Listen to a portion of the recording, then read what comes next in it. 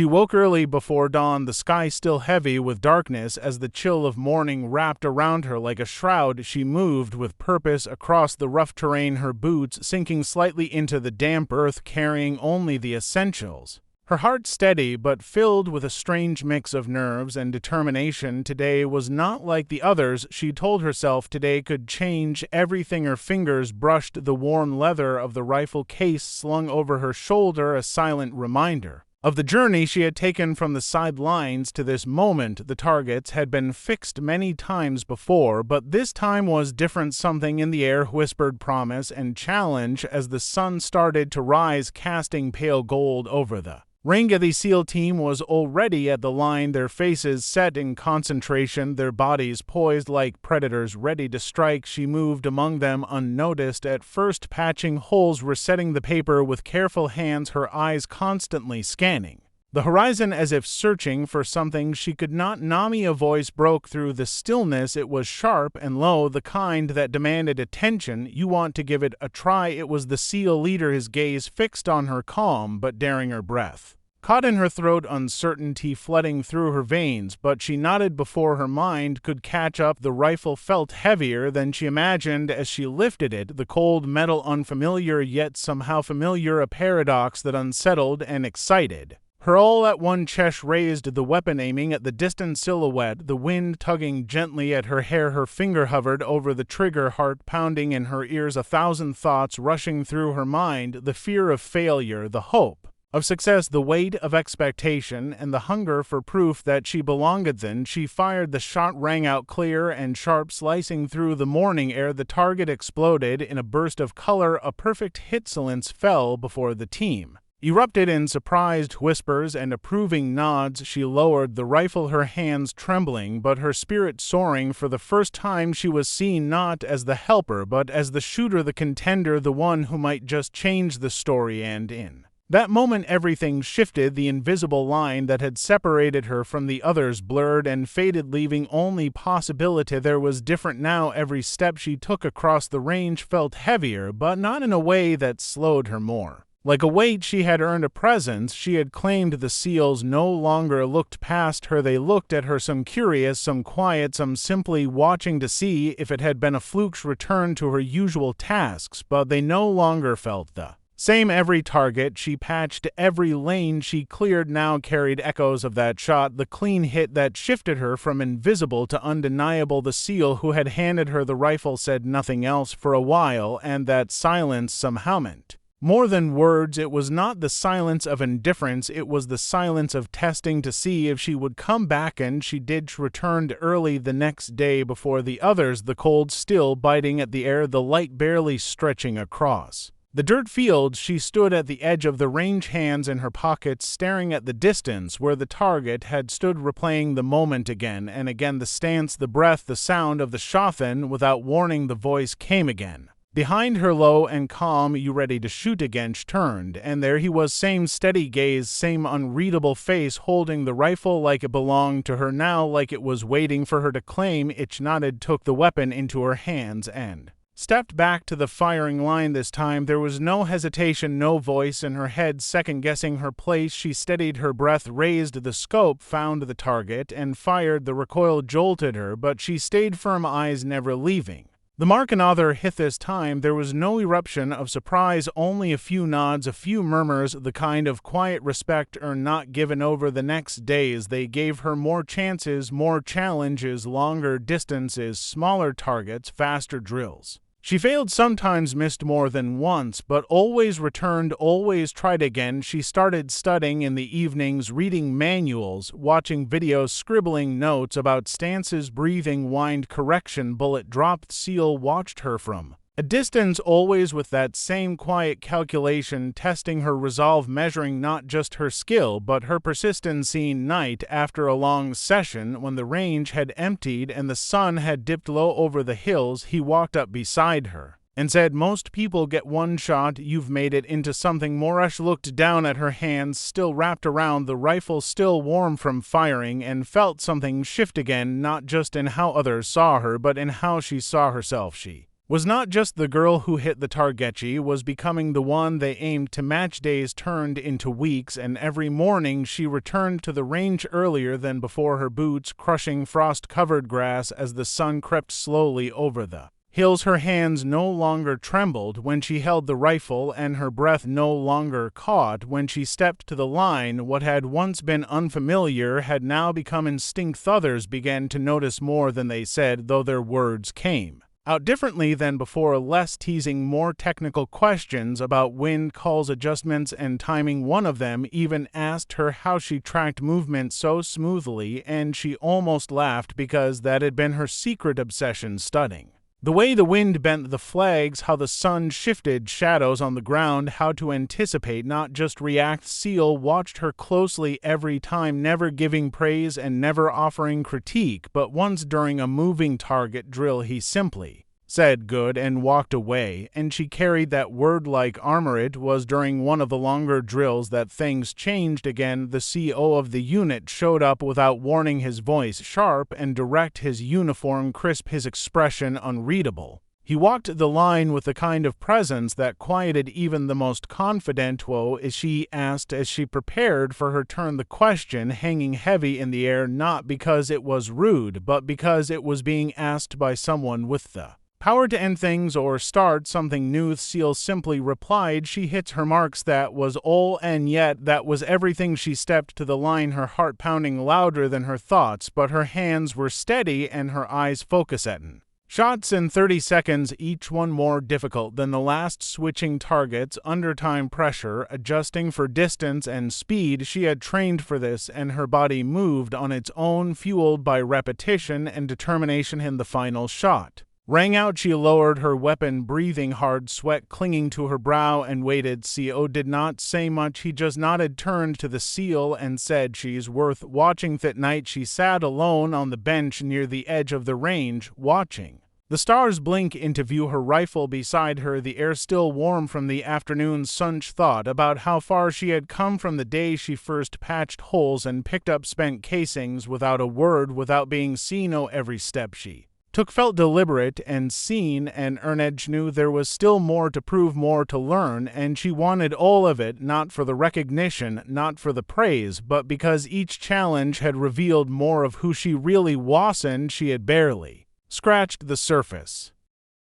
It was supposed to be a standard afternoon exercise, dry heat blanketing the range, light wind rolling across the gravel, targets set in staggered positions, everything in its place as always, but nothing about that day went as expected. She arrived early again, rifle across her back, boots dusted from the walk, her mind already running through drills. She wanted to run, but when she reached the staging area, the Seal handed her a new weapon, heavier, longer, darker, a suppressed marksman rifle, and said, "Today we simulate live scenarios. You shoot, you move, you adapt. No time for second-guessing." Bear, she could reply. They were already walking toward the ravine where mock structures had been set up, targets placed in windows behind brush around blind corners. She followed, her boots crunching with each step, heart steady, but something in the air felt different. "You have 60 seconds per lane," he said. "No coaching, no resets, one shot per target." Then he walked away. She looked down at the rifle, adjusted her grip, set her shoulders, and stepped into the first lane, a simulated village with unpredictable angles and fading lights. Moved fast, eyes scanning for movement, hearing nothing but the sound of her own breath, until a glint in the corner of her eye made her drop low and swing the barrel toward a shadow. Spherade, a clean hit, no time to celebrate. She moved again, sweeping left, checking corners, making mental notes of missed cover, until she spotted the second target ducked behind a rusted barrel. Another shot, another. Hither, pace picked up with each success, not from pride, but from a sharpened awareness. The way her instincts began to speak louder than her thought. She cleared the first lane in 49 seconds. At the end of the final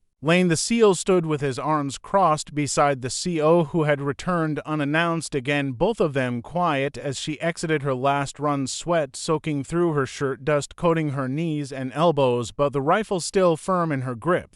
Cole gave no expression, but turned to the Seal and said, "What is she training for?" Seal answered without pause, "I think she already knows." That night she skipped dinner and stayed behind, cleaning the new rifle in silence, thinking about those words had started this journey with no plan, just a willingness to try, and now it felt like the journey was trying to shape her into something she had never imagined. Others had begun to approach her more now, not with jokes or curiosity, but with respect. They asked for tips, watched her technique, asked her to spot for them during wind drill sand. She gave her time freely, not because she wanted validation, but because she understood what it meant to be invisible and how powerful it felt to finally be seen. Tomorrow she knew would be harder, but she was ready because every time the challenge increased, so did she. She was no longer given instructions like before, no longer treated like a guest on borrowed time. Instead, she was now expected to keep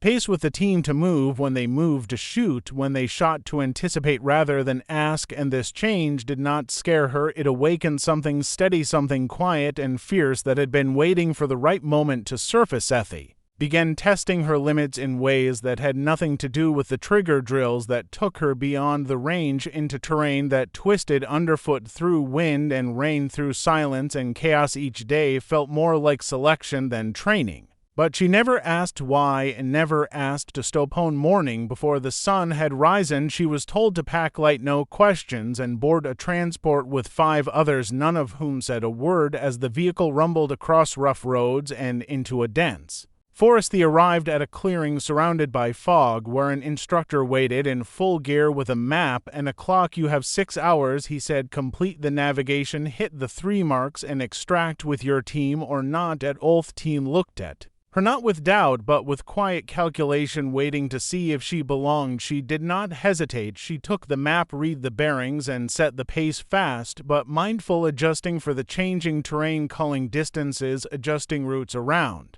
hazards without flinching. Her decisions were not perfect, but they were sharp and they were trusted. When they reached the 2nd marker, they came under simulated fire, blank rounds and pressure grenades erupting in the trees. The team split automatically, seeking cover, returning fire. She moved low through the brush, eyes scanning for the origin, and spotted the final target hanging by a wire between 2 broken trees. Signaled her position, took the shot, and the clang of the hit echoed through the clearing. Seconds before the final timer sounded, they made the extraction point. With 2 minutes left, no one spoke until they were halfway back, and one of the team, the one who had doubted her early on, clapped her shoulder once and said, "Solid work." Nothing more, nothing less, and yet she felt it like a medal. That night she was called into a briefing room where the CO stood alone behind a steel desk with a file in his hand. He looked at her not as a trainee, not as a helper, but as a candidate too. "A short one for the advanced recon rotation," he said. "Not everyone gets asked and not everyone makes it, but I have a slot if you want it." She did not speak. She only nodded once as she stepped out of the room. The weight of the choice settled in her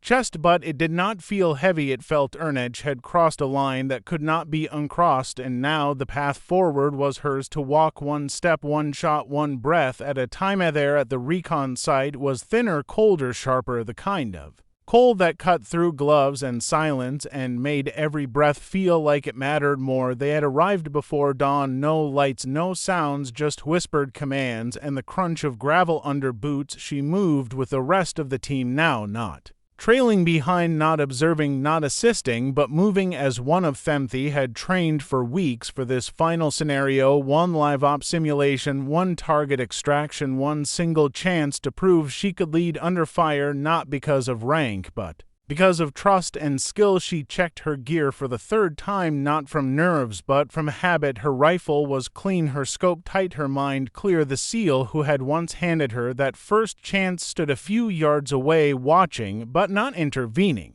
He had stopped giving instructions long ago. She no longer needed the moss. The signal came down. The team fanned out under cover of low fog, navigating sharp rocks and thorned hills to reach the overlook. The mission was simple in theory: take out the rogue signal station before it could send a mock transmission. Failure meant restart. Success meant recognition. She lay prone on the ridge, counting the rhythm of her breath as the wind shifted from the east. She dialed the scope 1 notch and waited. The team held their breath behind her. The target was 200 meters away, moving slowly across a gap between towers. She had 1 clean window to make the shot, then everything would change. Fared, the sound rolled across the hills, and seconds Later, a flare popped into the sky. Green Direct Hith radio came alive with the voice of the lead instructor confirming the exercise was complete. The team erupted in quiet cheers, not loud but proud, the kind of celebration Earn not expected. She stood and looked down the hill at the steel target marked with a perfect center shot and knew without a doubt that this moment would stay with her forever. When they returned to base, there were no speeches, no medals, no grand announcement, but her name was posted on the rotation board beside the others, beside those who had already proven themselves in the field. Thessie Al met her outside the briefing room and simply said, "Welcome aboard," and that was enough. She returned to the same range where it had all begun weeks ago, where she had once walked quietly fixing paper targets unnoticed by those who now trained beside her. The place looked the same, but nothing felt the same. She stepped to the firing line alone, loaded a round aimed at a distant mark and fired another perfect hit, but this time there were no eyes watching, no approval needed, no test to pass. It was just her, the rifle, and the silence. She had earned. Smiled, not because she was done, but because she was finally just getting started.